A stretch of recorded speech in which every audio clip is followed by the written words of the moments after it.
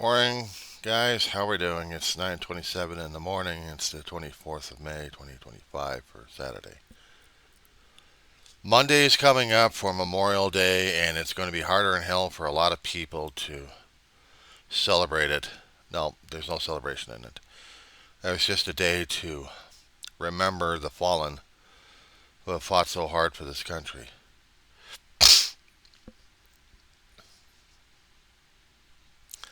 And I'm not quite sure on how to go apart because of losing my brother, not in combat, but due to health reasons.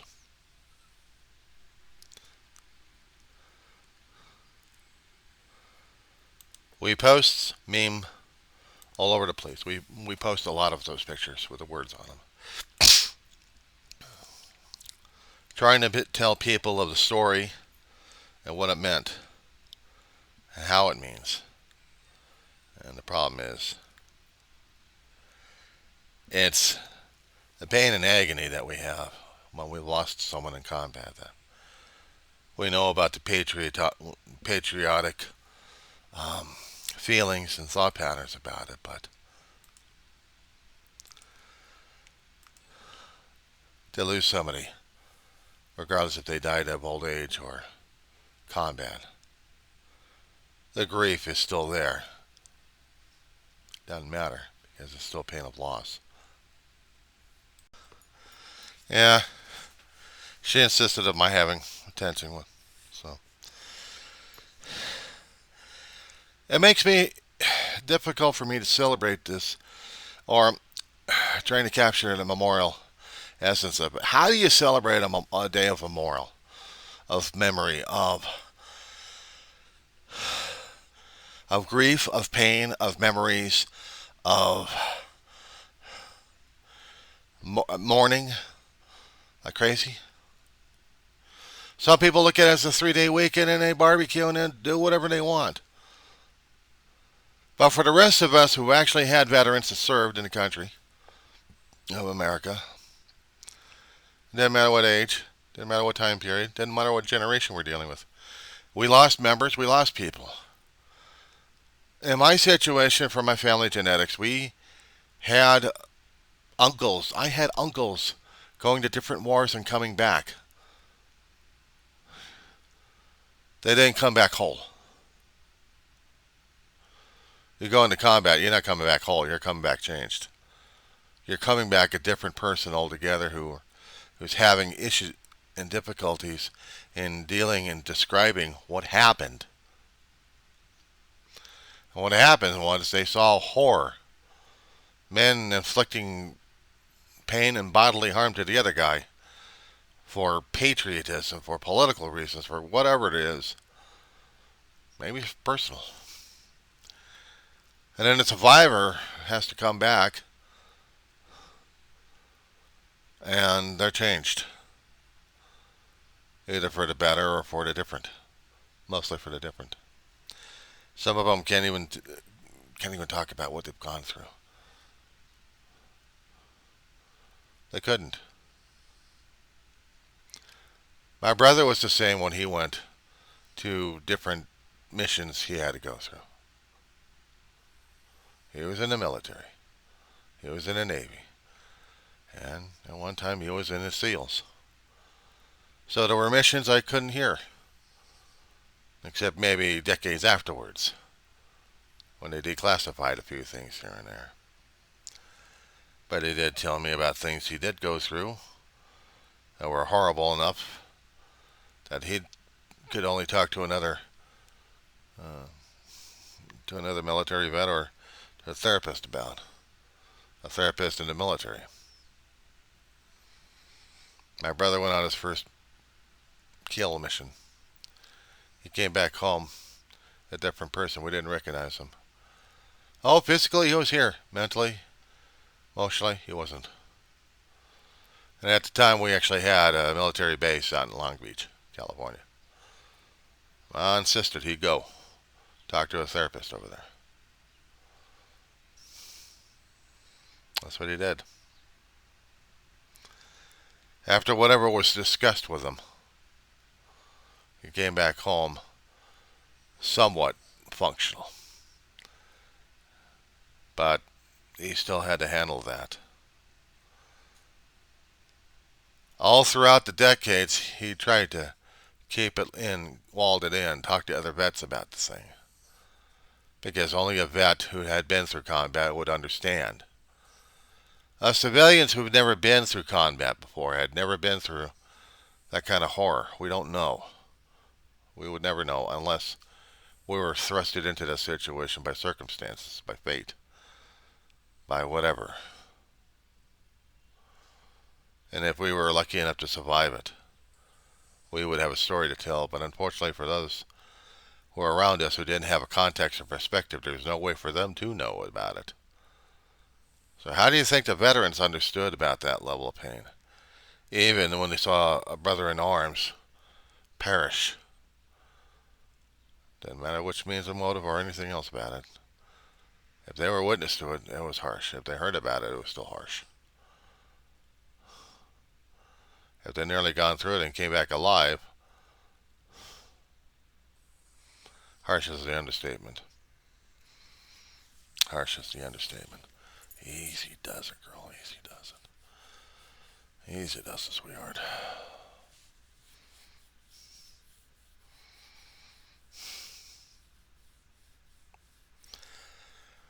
My brother and I hadn't talked that much about what he had gone through, not because of classification, but because of things that you couldn't even say or express. The lifelong PTSD affects every soldier who goes through combat. It doesn't matter if they're a clerk in the back end of the damn thing. And we're not talking about safe behind a desk doing the processing and paperwork and retire.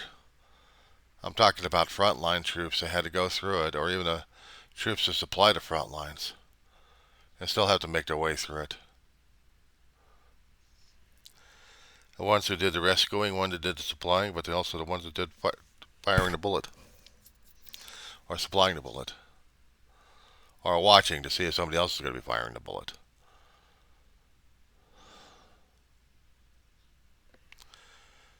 There are certain jobs out there that they say only the tough can survive. Well, for the ones that don't break, they think they're tough. Inside, they're already broken.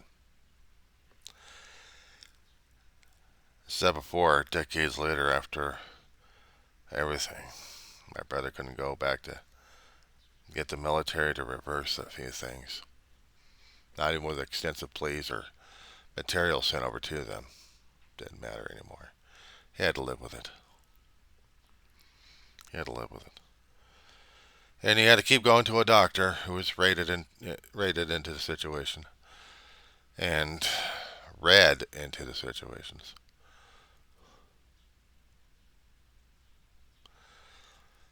My brother can only relate to them and talk to them about it. My brother's a closed file now. Been that way for several years. I will never know what he truly experienced or felt.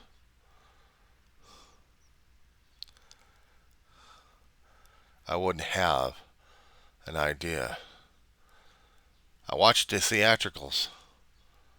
I watched the fictionals, the documentaries. But it's two-dimensional. The third dimensional's more extreme, more difficult. Seeing the aftermath on how it affected my brother when medications couldn't take away the pain or the nightmares. No matter how stronger the dose, the mind rebelled against it. I guess eventually he couldn't deal with it. He had strokes in his head. Communications were being blocked or difficult to understand him. Mobility and ability to take care of himself decreased. But the one day he needed my help to breathe and to get an ambulance. Perfect English, and then boom.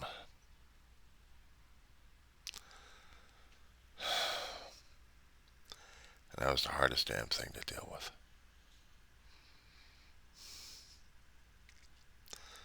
Every time there's been a memorial service or any other kind of service with service people, I couldn't stand seeing that or dealing with it. It's bad enough I had to go to funerals for other people. Maybe I should have gone for my brother and just left it there, but I didn't. I still have his ashes without being scattered. And my mama too.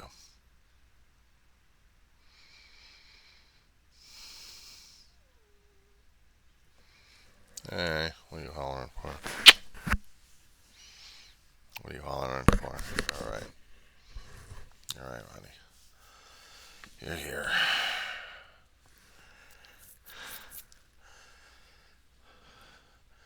See, what am I supposed to say about Memorial Day that hasn't been? My brother hadn't died in combat physically. You know, there have been several times he should have. Someone or something, maybe the fates of the universe were saving his ass. But I know my brother died a little bit in his first combat mission. Maybe in a way I should be memorializing him for that time of death. And every time he kept coming back home, he always changed more and more.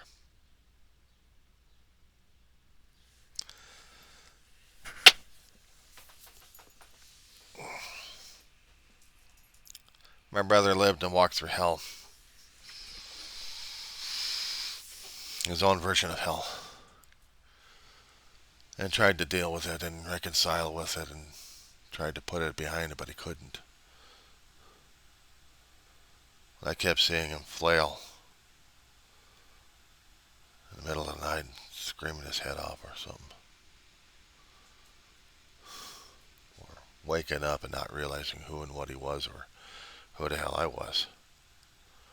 That's what scares me more.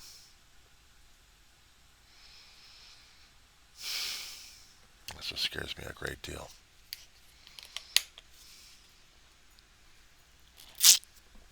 So how am I supposed to deal with it? How am I supposed to work with it? How am I supposed to? And yet I can't justify it. Memorial Day is when we look at the fallen and we remember why and when, not the how. Sometimes the how is more hard to deal with than why. Because he signed a piece of paper. He made a vow. And he sold his life to the country. And then he paid the price for it. He or she. Or even animals. Why we celebrate it? We put up the flags not to celebrate a current regime, but to celebrate the past of those who sacrificed for those colors and stripes and stars.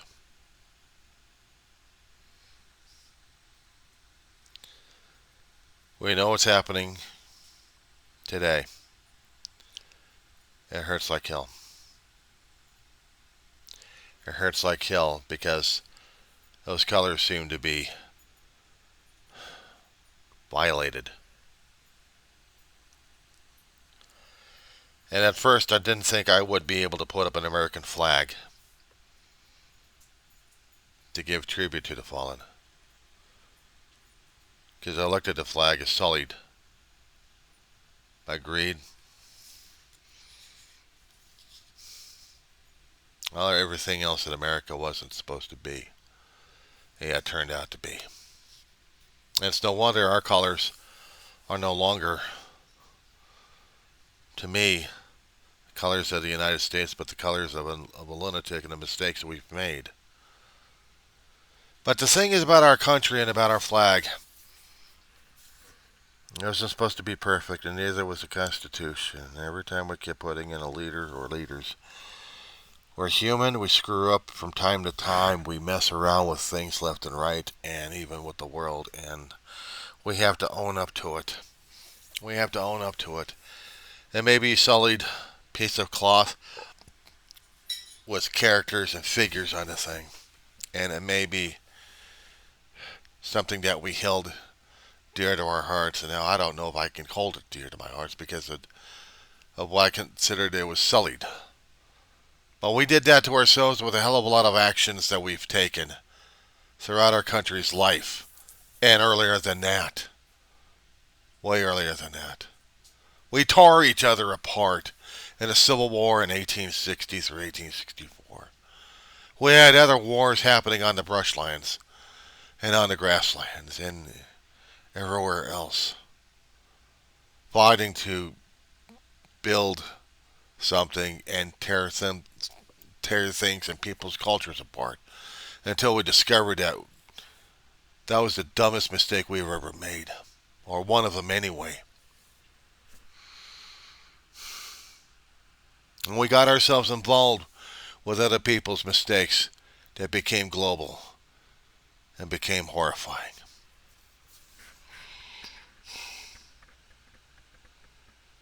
We had our flag going through the first revolution and the second revolution. The second revolution back in 1812. Actually, our first revolution wasn't even finished because we had to do another bout with England during that time.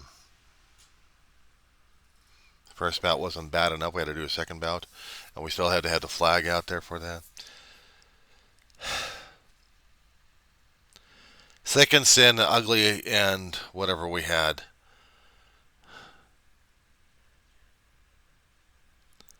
I don't know. But the dead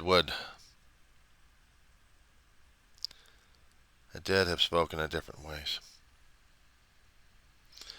Reminders in history that we keep trying to destroy and filter out because we don't want to know about the ugly things. We only know about the pretty things. I'd rather be known about the other ugly things that we screwed up in our country, either purposely or directly or indirectly, no matter what. Because if our country was involved, and our country was involved, including our colors.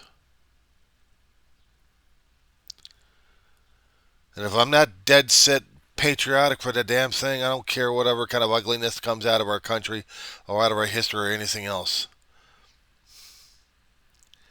We screwed up, yes. We screwed up.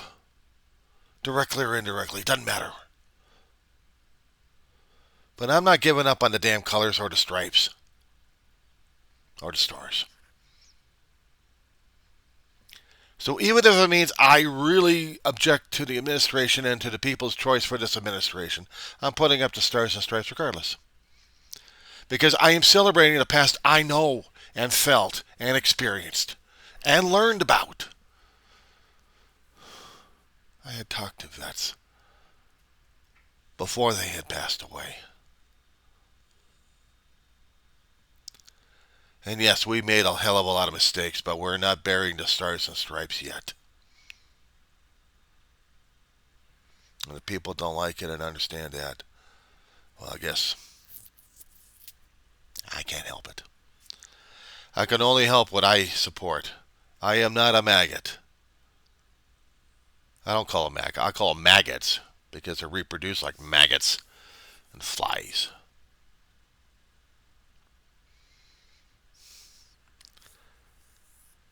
And yes, I still hold it against the administration for who and what they are. Grifters.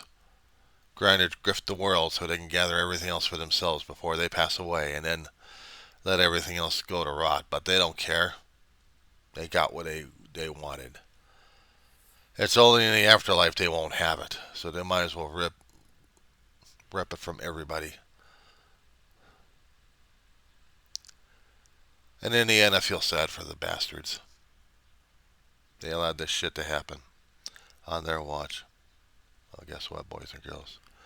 I'm not dealing with their damn mental case.